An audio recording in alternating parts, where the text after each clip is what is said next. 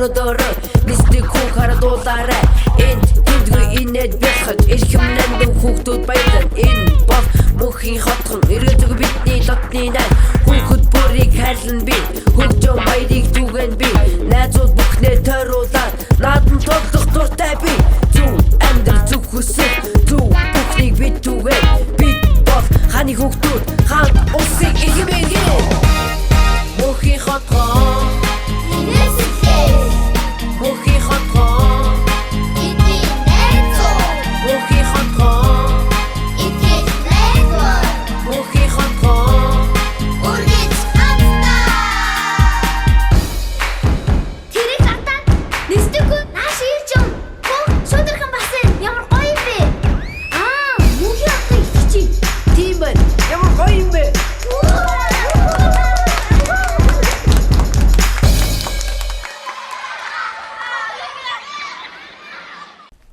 Сайн байцгаана хүүхдүүдээ. Мөнхийн хотгоны шүүдрхэн байна. Харин би өнөөдөр наран цэцгийн шүүдрхэн болох гэж байна. Яагаад гэвэл урдлах өрөөнд маань однаагш биднэрт наран цэцэг хэрхэн яаж ихийг зааж өгөх болно. Энэ бол наран цэцгийн дэлбэн. Цааднааш наран цэцгийн хоёлаа яаж хийх вэ? Та хүүхдүүдэд зааж өгөөч. За наран цэцгийг хийхийн тулд бүгдээрэнд 8 ширхэг цаас хэрэгтэй. Тэгэхээр энэхүү наран цэцгийг хийхийн тулд тэг дөрвүүлж бас өөрсдийнхөө хэмжээгээр өөрсдөө байгаа цаасаа ашиглаад 8 ширхэгийн цаас шар өнгөтэй байдаг тийм наран цэцэг маань. Тийм. Бас бор өнгөтэй нэг цаас хэрэгтэй. Энэ цаасыг болохоор энэ бор цаасыг томоор нь ингэж ингэж хийх юм бол наран цэцэг маань бэлэн батнаа. Ийм наран цэцэг хийх гэж байгааг одоо хүүхдүүд маань харсан бах тийм. Энэ наран цэцгийн нуглаасыг одоо би та нарт зааж өгнө. Тэгэхээр бүгдээрээ цаасаа бэлдээд дагаад хийгээрэй. За хоёуланд нь ч гэсэндээ адилхан 8 ширхэг цаас байна. Тэгээд энэ хүү цаасаа бид нарын мэддэг гурвалжин нуглаасаар эхлээд нуглаад эхэлцгээе. За гурвалжин нуглаасаа нуглалаа. Шар өнгөө гаднаа гаргана. За шар өнгөө гаднаа гаргалаа. Тэгээд гурвалжин нуглаас маань их бэлэн байна. Үүнийгээ дэлгээд яг энэ голын зураасны дагуу ямар нуглаас явах вэ гэхээр зармиг нуглаас явна. Би дотор нуглаас. Яа тэгэхээр зармиг нуглаас маань мэдгүй хүмүүстэй зааж өгье. Голын зураасны дагуу хоёр талын үзүүрээ нугалж өгнө.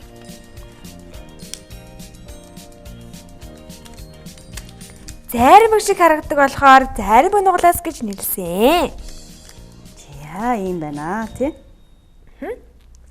За одоо ингэ нугалсан.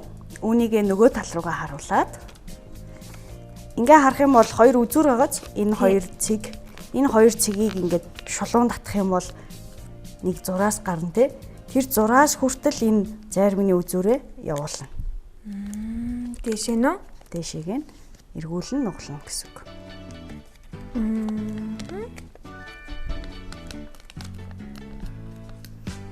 За ингээ нугалчлаа. Нугалснаа.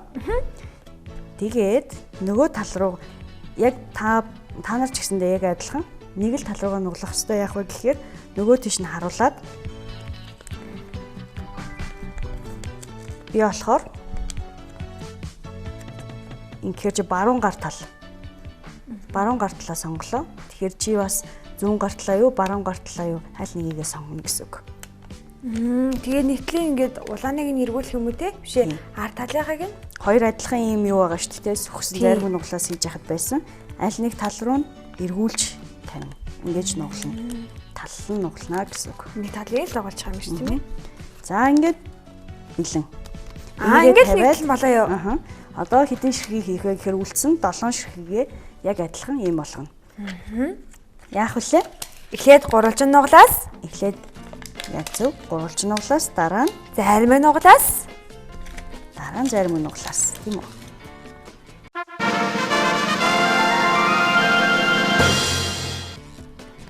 Хүүхдүүд маань ч гэсэндээ дагаад хийгээд хэрвээ сайн сураагүй л ахиад хараарай.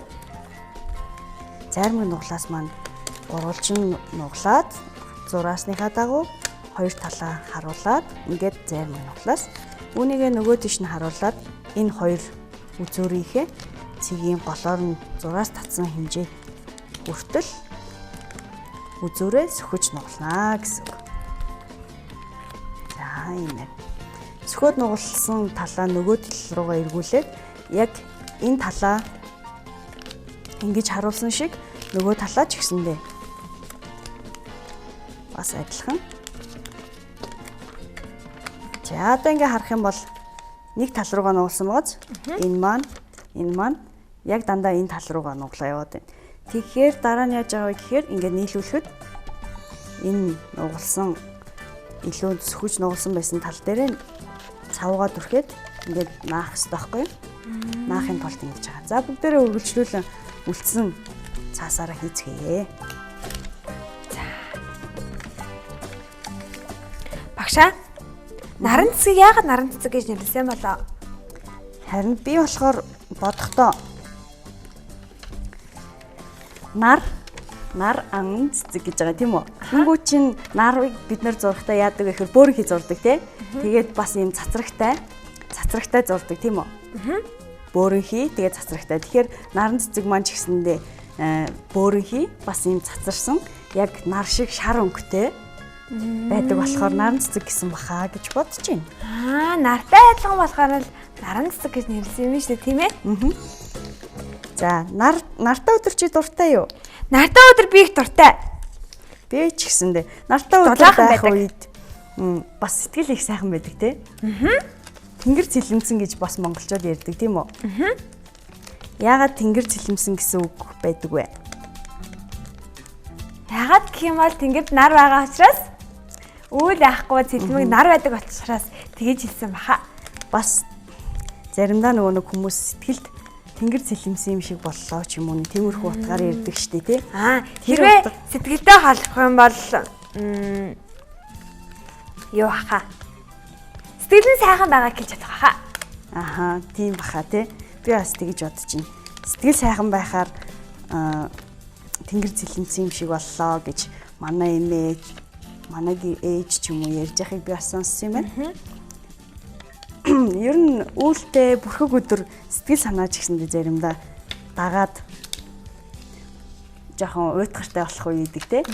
Чиний хувьд тийм байсан уу? Байдгүй? Надад заримдаа л байдаг. Гэтэ заримдаа бороо оруулах гоё, заримдаа цас оруулах гоё. Гэтэ бороотой цастай өдөр ихэвчлэн хүүтэн байдаг болохоор би нартай өдрүүдэд илүү дуртай. Тийм нартай өдөр үнэхээр сайхан шүү. Дулаахан бас бүх зүйл сайхан харагддаг шүү дээ. За одоо би хийсээр байна. Хүүхдүүд маань ч гэсэндээ хийж байгаа баха тий.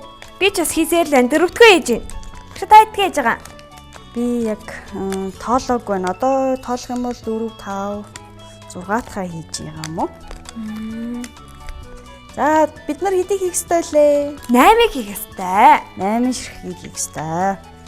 За 8-ыг хийх юм бол бидний наран цэцгээ яаж наах талаар зааж өгнө тийм үү?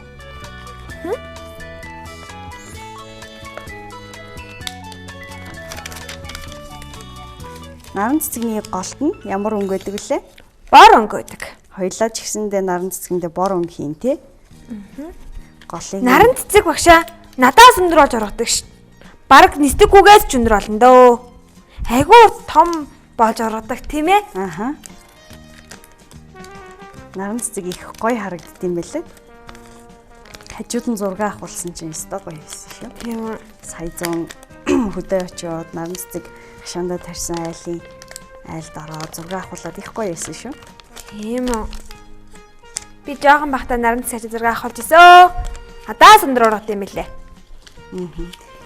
За ингээд 8 хийчих юм бол яаж наах талаар бас зааж өгье. Тийм ээ? Чамаг хийж явах хооронд би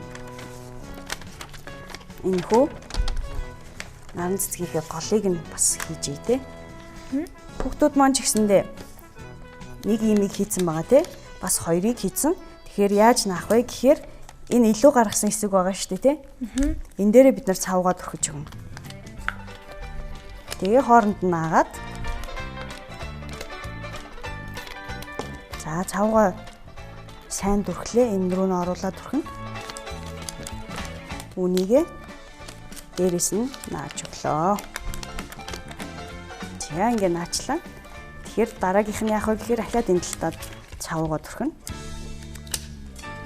яг адилхан дүрмтэй их энгийн байгаа баха гэж найдаж байна. Хүүхдүүд маань хараад хийхэд бас амархан байгаа баха.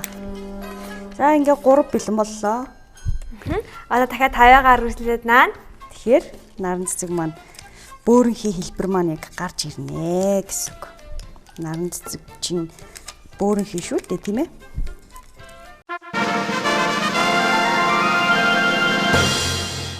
Наран цэцгээс том цэцэг байдаг болов уу? Харин ээ.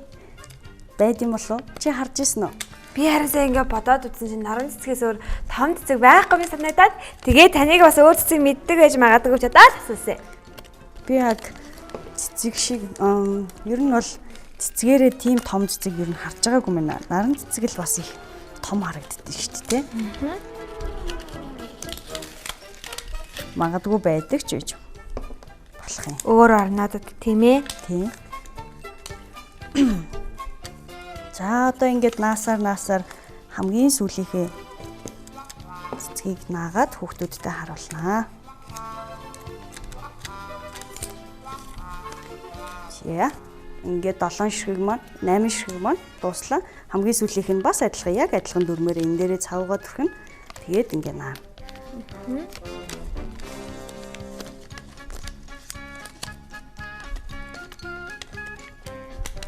За би бас наран цэцгийн дэлбэнүүдийг хийгээд дуусчлаа. 8 ширхгийг одоо харин цавгаараа наанаа.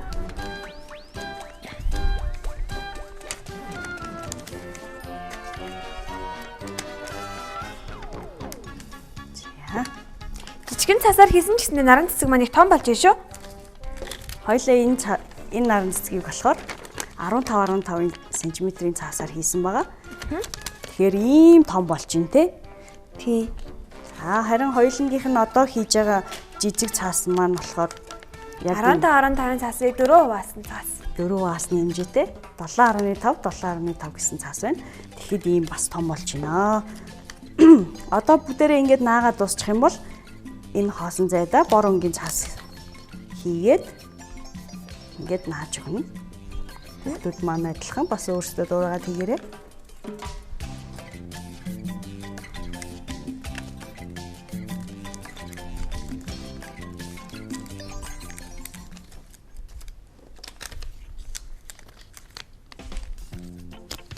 За бидний хийж байгаа наран цэцэг бас